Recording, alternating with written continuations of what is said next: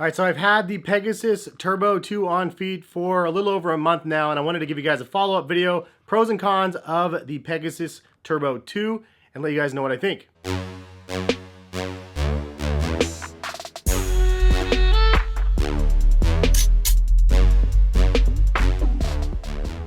What is going on, guys? Hess here, CollectiveKicks.com. If you guys want to shop this week's top sneaker deals, or if you want to buy a pair of Pegasus Turbos or Turbo 1s, the previous model, check the link in the description and happy shopping.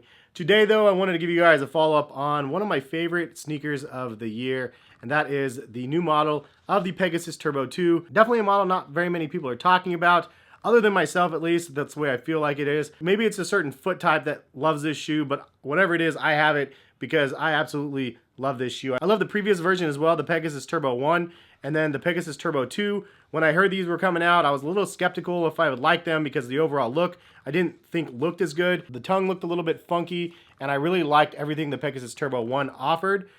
So I was definitely kind of on edge whether or not I'd like them. But then I got them, tried them on, the exact same experience in the midsole, which is amazing. Then the upper is actually a little bit lighter, it's a little bit sleeker. And then the fact that the tongue can be attached, so the tongue can hold its shape, is what sold me on it. I was like, okay, great. Then I don't have to adjust the tongue all the time. You can slip these on pretty easily and go, and it's just an all-around great experience for your feet. So a little bit of recap about the shoe. The Pegasus Turbo 2 has an updated Featherlight upper with innovative foams that bring revolutionary responsiveness to your long-distance running. So these are actually marketed as a long-distance running shoe. It has a lofted mesh and synthetic upper that is lighter than the predecessor, and the translucent materials make it look as breathable as it feels. And I can definitely say that these are very breathable on feet. And the midsole is actually something interesting. They didn't explain this very well, at least on Nike.com's site. It doesn't actually say that there's React in the midsole from what I saw. It just says it's a Zoom X midsole, but it's misleading again, and I mention this time and time again, and I'll mention it until they fix it. But the Nike Zoom X is actually on the React material. So this is React foam on the bottom. This is Zoom X foam on the top. This crinkles a lot, and that's the Zoom X. And the React is definitely a little bit harder. So Zoom X, super major soft.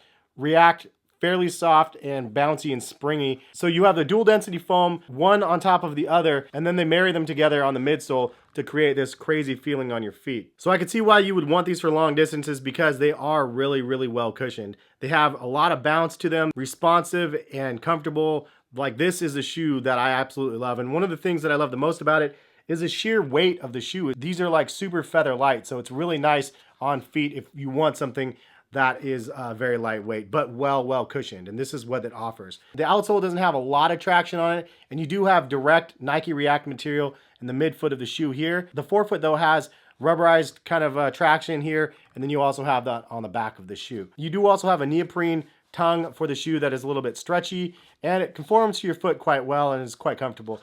The liner of the shoe is a little bit rigid, though, as you can see around here, and it's very minimal, and there's minimal padding on the inside collar of the shoe as well. So if you're looking for something that's well padded, they definitely went away with a lot of that. And just to remind you, this is the Pegasus Turbo 1. You can see they had a detached tongue, much bulkier collar around the shoe as well, so definitely a lot more cushioning on the shoe, but it is a little bit heavier and a little bit bulkier because of that and the extra padding. However, I actually prefer the Pegasus Turbo 1 and the padding because it is just a little bit nicer on feet, year-round at least. This one, though, is just perfect for summer, again, because it's so minimal. So some of the pros, as I've already mentioned, they're super lightweight, they're super comfortable, they're really breathable. All in all, I think that they are one of the best shoes that you could try on your feet. Price point is $180 at retail. You can get them on sale for less from time to time. I will post them on my site, CollectiveKicks.com, when you can get them for $150. And the fit of the shoe, for me personally, is true to size. I'm a 9.5, and I definitely rock a 9.5 in these. The aesthetics of the shoe look really clean, and they do pass the no hands test of putting these on, of just sliding them on and running. This is why we need the no hands test for sneakers right here, because ain't nobody has time to do anything else. I forgot to bring the trash in.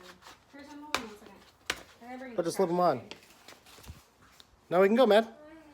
They actually held up quite well too, because I wore these for a good month, and overall they look pretty good. I didn't clean these up or anything yet, but they do look really nice. And the last pro is that the shoe is pretty versatile. It is marketed again as a long distance running shoe, but it's definitely a shoe that you can wear casually. And I do like the fact that you can wear these all over the place. Now, getting into some of the cons, I said they're versatile, but they are a little bit unsteady feeling on feet. So some people put these on and they do feel like a little bit unstable because there is so much crazy cushion going on. I don't feel unstable when I walk in them, but my wife said that she doesn't feel very stable when she's walking in. I got her a pair of the Pegasus Turbo 2s. She never had a pair of the 1s. So she said that was her main comment, was it felt like a little bit wobbly. So because of that, I don't see this as being a shoe that you would actually wear to the gym and actually lifting weights in, just because if you're unsteady on your feet, lifting weights is obviously a little bit more dangerous to do that. Not my recommendation, but I just wanted to throw that out there. The other thing that I would say is a con about the shoe, the biggest con of all, is actually this widow's peak on the back. Many people have said that their widow's peak back here have actually split. On my first pair though, you could see this is what they're talking about. You see this separation between with the Zoom X and the React. So that's what the biggest pain is. It is kind of a ridiculous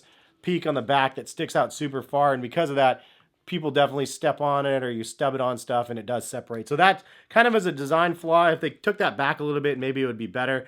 But that is definitely something that people are not loving. Man, other than that, I really don't have anything negative to say about the shoe. It's just one of my favorite things on feet. And if you've tried them on and you saw my original videos of my Pegasus Turbo or my original video of this one, even leave a comment and let me know if you bought it since then and if you actually enjoyed it and if I'm actually right, or is it something where you think I'm exaggerating the level of comfort and the awesomeness of these. I've said it time and time again, this shoe is the next best thing to trying on Adidas Boost, like an Ultra Boost specifically for the very first time.